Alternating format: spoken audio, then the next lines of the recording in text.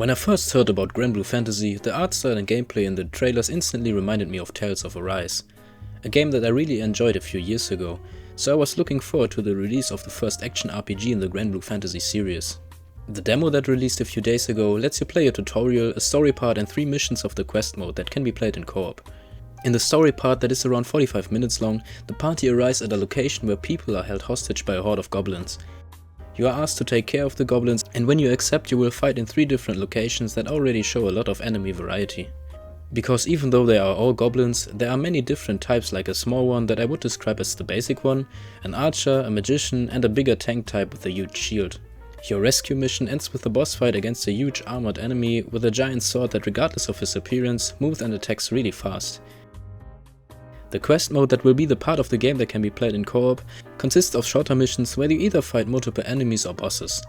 How varied those missions are going to be is something we will have to wait for until we hold the game in our own hands. Presentation wise, you will be met by a gorgeous cel shading art style, and especially in the combat sections with a lot of flashy visual effects. But when I took another look, I noticed that especially the characters' faces lacked some details and seemed a little bland, even compared to older games like Tales of Arise. Which might not really be fair considering this is the studio's first console RPG, but as I mentioned, it was the first comparison that came into my mind. Gameplay wise, I don't think there is much to say yet, it was just not enough time to really get a feeling for it. What I can say is that to me it looked better than it felt, but again 40 minutes is not enough time to really get in the flow, especially in an action RPG. At the end of the day, the GranBlue Fantasy Relink demo somewhat calmed my anticipation.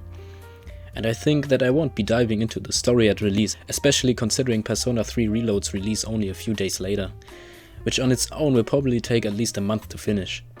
But on the other hand, it still was more than good enough to earn a place on the backlog. So now that you have my thoughts on the demo, I would like to know what you think. Will you play GranBlue Fantasy Relink at release? Tell me your opinion in the comments. And if you liked my video, maybe consider liking and subscribing if you don't want to miss any of my future videos. And I hope to see you next time.